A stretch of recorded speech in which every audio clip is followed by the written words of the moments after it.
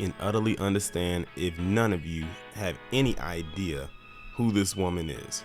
I didn't even know who this woman was until one of my followers on X, and most likely one of my subscribers, sent me a post from another page detailing who this woman is. But this woman's name is Valentina Rodieonenko, and she is the head coach of the Russian artistic gymnastics. And for some odd reason, she seems to have a issue with Simone Biles. Now, before I actually get into it, it's ironic that this was sent to me the day after TBA did a broadcast on his channel talking about how whenever black athletes or people who are black period become successful, in comes PC with them wanting to change rules and move goalposts and do all these very underhanded and sneaky things that, you know, they got from their ancestors passed down to them. And I keep telling you, WS is a global thing because Valentina, she's not American. Again, this woman is Russian. But apparently she has an issue with Simone Biles because Simone Biles is so great that it's just, it boggles her mind of how great this woman is in the sport of gymnastics, that she wants to have some rules changed so her girls can have a better chance of competing against her. So I'm gonna go ahead and read this article that's coming from this website called athletic.com. Try saying that 10 times fast. And it was posted October 8th, 2023. The title reads, Rodionenko criticized American Biles. She's quoted as saying, "It's a shame. What is this? Gymnastics? It's scary to watch her." Valentina Rodieonenko, the head coach of the Russian artistic gymnastics team, expressed her dissatisfaction with Simone Biles' victory at the World Championships in Antwerp. The American gymnast won gold in team and individual all around, as well as silver on the vault. "I want to express my regrets about Biles' victory. What is gymnastics? It's scary to watch it. Do you think that there is at least some kind of aesthetic there? Low. There is simply nothing to watch. She has no great performance, only difficulty. She only wins through difficulty." That sounds like a straight up hater. Now, mind you, this woman, now this is probably an older picture of her because apparently this woman is like 87 years old. Imagine you being 87 and you're hating on a woman who was like 4 times or almost 4 times younger than you. Simone is in her like mid 20s, and this woman who is damn near 90 is hating on her. But this isn't the first time that she's hated or has something to say about Simone, but we'll get there when I choose to address it. "We will now submit these questions to the International Federation. What should prevail? Beauty and high level of performance while respecting the rules, or will we only follow the path of complexity? So what will artistic gymnastics look like? Surprise with tips? That's a big question. Unfortunately, during these World Championships, we did not see a single gymnast with a high level of performance. I can only mention the Chinese on the uneven bars. Disappointment," Rodionenko said in an interview with Match TV. "Coach of Russian gymnasts, we must not kneel. If they do not allow us to enter the Olympics, we will accept it with dignity." And that is the entire article right there. This woman literally said that Simone Biles, the most decorated gymnast on the planet and probably ever in women's gymnastics, has no great performance, only difficulty. I would argue that it's both. Heavily argue that it's both. Like I said, this woman is just a hater, and from my knowledge has been a hater.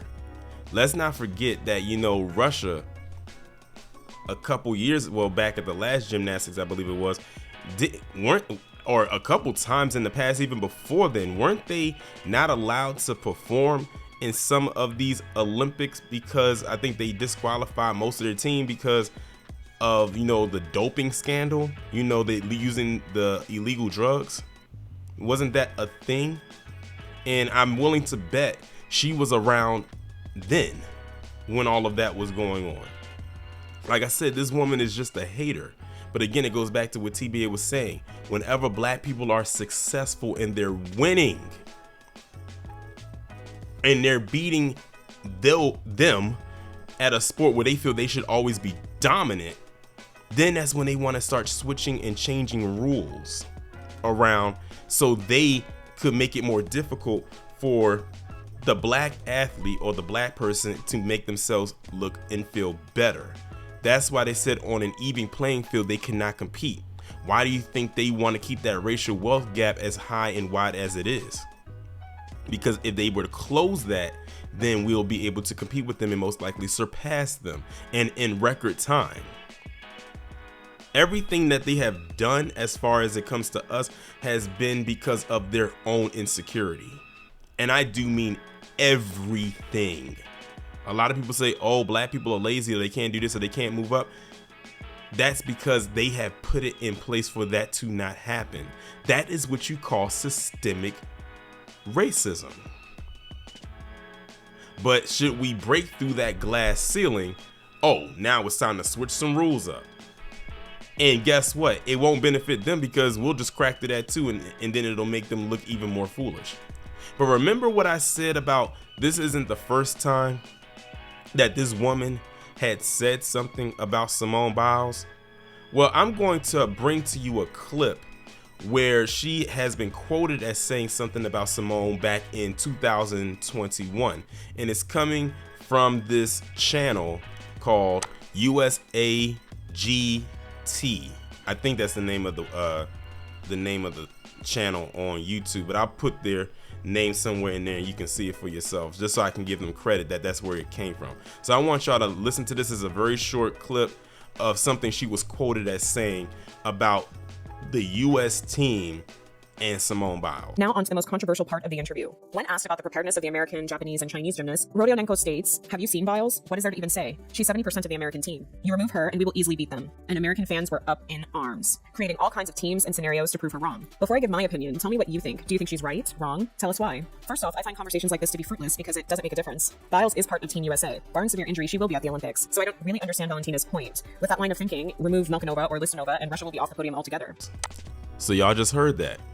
Y'all just basically heard this woman saying that the US team wouldn't get far if it wasn't for Simone Biles, because she's pretty much the giant makeup of the team. And this is around the time, I believe it was going into that time where Simone was going through those issues. I think it was before that happened, but I'm sure she was probably very glad that Simone wasn't doing well when she was having her issues. I bet she was. That way she could feel like, yes, if we could just get rid of her, we'll have a chance to win. That's what it sounded like. She sounded like a villain, a straight up villainess. Say, like rubbing her hands, doing the Birdman hand rub and saying, if we can just have her not be there, then we'll have a greater chance at winning. But yeah, like I said, what it all boils down to is that this Valentina woman is a straight up hater. She has some kind of issue with Simone Biles, and guess what? She's gonna have a bigger issue with her in 2024 at the Paris Olympics. She's probably going to be saying some more ish about this phenomenal individual who she can't seem to shake. She probably wishes she had her own Simone Biles. That's really what it boils down to. If she had her own version of a Simone Biles, she probably wouldn't be saying it or saying something along the lines, we have our Russia, the Russia Olympic Committee, because they can't be called the Russian team or whatever it is, because remember, they got banned. Well, they got banned into 2022, the end of the year, so they might go back to calling themselves that. But that's besides the point. At the end of the day, Valentina, I mean, do better. I mean, that's all I can say is do better, find better, good luck. But at the end of the day, Simone Biles is going to wash all of y'all in 2024, and not just her, like you think she's the only one there, but the whole team is going to demolish you. And there's really nothing that you can say or do to change that.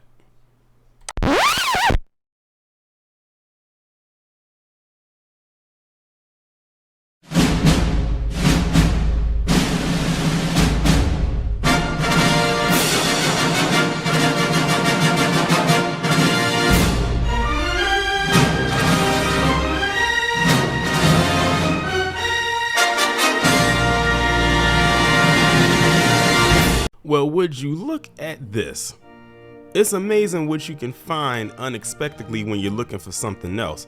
And this is very recent, as it was posted October 12, 2023, which is 3 days before I'm recording this video on October 15, 2023. Look at this. This is coming from the IOC, the International Olympic Committee. The IOC suspends the Russian Olympic Committee, which Valentina Rodieonenko is the coach for. Decision follows Moscow's attempt to absorb Ukrainian sporting bodies from occupied regions. Let's go ahead and read what it has to say. The International Olympic Committee has suspended the Russian Olympic Committee after the national body recognized organizations in occupied regions of Ukraine, marking the latest sporting sanction against Moscow since it launched in an invasion of its neighbor. The suspension cuts off the ROC from Olympic funding and curtails Moscow's ability to represent its interests at the global body. The IOC said it reserves the right to decide on the participation of Russian athletes competing as neutrals in next year's Summer Olympics in Paris or the 2026 Winter Games in Milan Cortina. The IOC Executive Board said the ROC's move last week to take over sporting operations in the southern and eastern occupied regions of Donetsk, Kherson, Luhansk, and Zaporizhzhia. Y'all forgive me, I cannot pronounce these names. Violates the territorial integrity of the National Olympic Committee of Ukraine. The suspension by the IOC is the latest development in long-running tensions between global sports organizations and Russia. Revelations of the nation's state-sponsored doping program, which I talked about before the 2014 Sochi Games, led to a 3-year ban by the World Anti-Doping Agency, during which the country was not allowed to test its own athletes or participate in the Olympics under its own flag. After Russia's full-scale invasion of Ukraine in February 2022, the International Sports Federation banned the participation of athletes from Russia or its ally Belarus at many sporting events following the IOC's recommendation. Under its $590 million budget for the 2021-24 period, the IOC redistributes revenues from sponsorships and broadcast rights to sporting organizations and activities worldwide. That includes roughly $500,000 for each national committee over the period, not including additional funds for direct support to athletes. The ROC said there was a political background to the IOC's decision. Today, the IOC has taken another counterproductive decision, reaffirming what was de facto decided in February 2022. It said in a statement on Wednesday, referring to the IOC's move against Russia last year. The move does not affect the majority of Russian athletes, most of whom are unjustifiably barred from international competitions. Last week, Stanislav Pozdnyakov, president of the ROC, told Russian state news agency TASS that the committee considered itself self-sufficient and that it would continue to develop in accordance with current conditions. This spring, the IOC said it would not allow any Russian athletes to take part in the team sporting events at the Paris Games, for example, football or hockey, and any athletes who have voiced support for the war will be prevented from participating. Those who compete in individual sports have a more convoluted path to Olympic participation, while the games are administered by the IOC. Qualification is ultimately up to the international sports federations, which set up competition rules.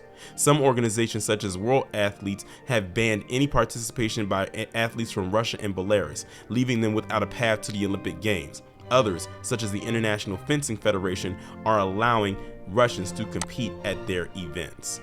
Now, this is another additional part that is coming after with a part that I just read. Now, this is coming the next day. It says no Russian athlete banned at the Paris Games despite suspension, but I'm not going to read this entire article.